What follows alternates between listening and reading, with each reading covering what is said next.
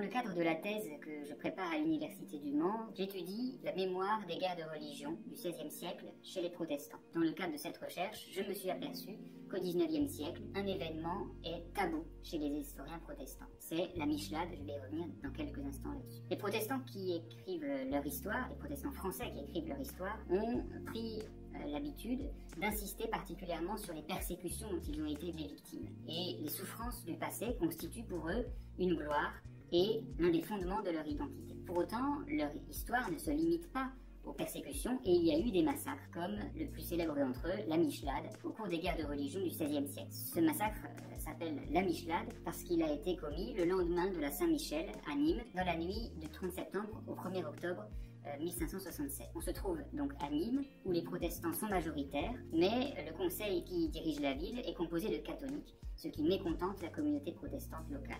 À la suite d'un incident mineur, les protestants se mettent à massacrer les catholiques, et en particulier des membres du clergé, et on estime qu'il y a entre 80 et 90 victimes. Cet événement, à l'opposé de la Saint-Barthélemy de 1572, au cours de laquelle les protestants ont été victimes, cet événement va donc à l'encontre de l'image que les protestants français se sont fait de leur propre passé. Alors comment les historiens réformés, protestants, français, rendent-ils compte de cet événement dans leurs œuvres?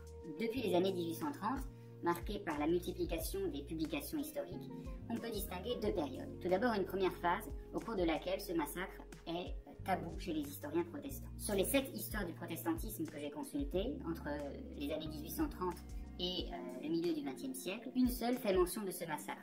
Elle a été écrite par un pasteur, Guillaume de Félis, qui condamne la tuerie. Tous les autres auteurs passent sous silence l'événement. À une exception près, la Michelade est donc un événement tabou chez les historiens protestants du XIXe siècle. Les choses changent à partir du milieu du XXe siècle. Désormais, même si l'histoire du protestantisme reste, et d'ailleurs jusqu'à aujourd'hui, principalement écrite par des protestants, ces auteurs évoquent la Michelade.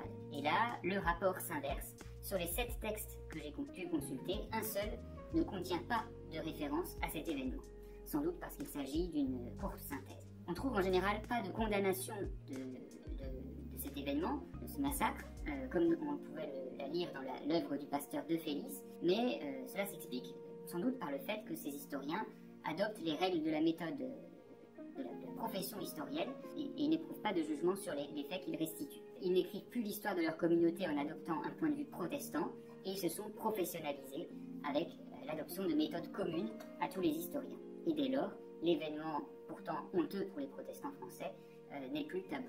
Cet exemple rend compte de l'évolution de la manière dont les protestants écrivent l'histoire de leur communauté religieuse et on constate d'ailleurs une mutation symétrique du côté catholique avec le passage d'une histoire engagée et partiale à une histoire écrite désormais par des professionnels sur un ton plus apaisé. Cet exemple témoigne d'un mouvement plus général de professionnalisation du métier d'historien.